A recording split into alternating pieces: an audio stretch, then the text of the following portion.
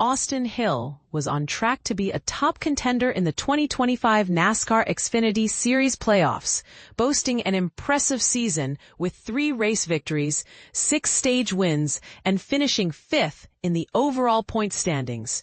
These accomplishments would have earned him a substantial 27 playoff points, 15 from winning races, 6 from securing stage wins, and another 6 from his strong points position. To put this in perspective, these 27 points would only have put him behind his JR Motorsports teammates, Connor Zilisch and Justin Allgaier, who racked up 64 and 35 playoff points respectively. But here's where it gets controversial. Despite all these achievements, Austin Hill finds himself starting the playoffs with 0 playoff points, ranking 12th out of 12 drivers, effectively removing himself from the strong playoff position he earned during the regular season. This puts him on the bubble as he prepares for the first race of the playoffs at Bristol Motor Speedway, struggling just to make the provisional round of 8.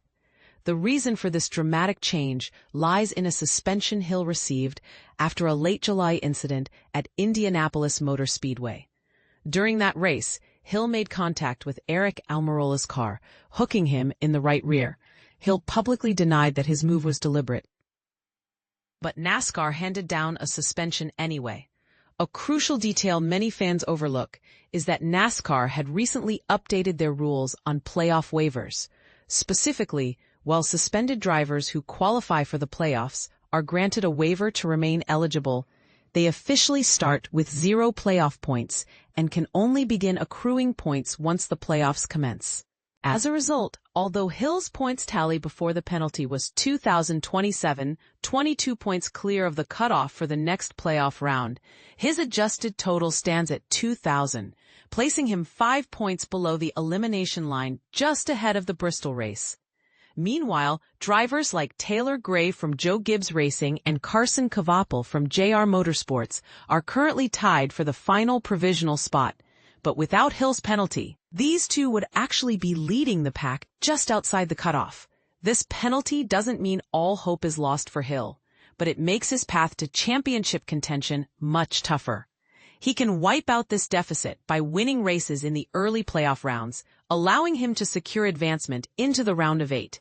However, despite earning new playoff points during the postseason, he will still begin the round of 8 with a significant disadvantage, 27 fewer points than he would have had if not for his suspension. This essentially wipes out the advantage he built during the regular season.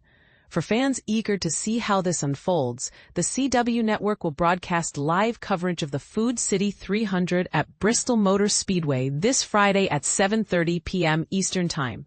It promises to be a thrilling start to the playoffs as Hill fights to overcome this unexpected setback. But here's the question that sparks debate. Is NASCAR's enforcement of playoff waivers and penalties fair when it comes to suspensions?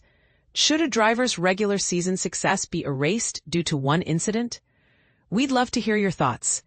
Do you agree with NASCAR's policies, or do you think they're too harsh? Share your views in the comments and join the discussion.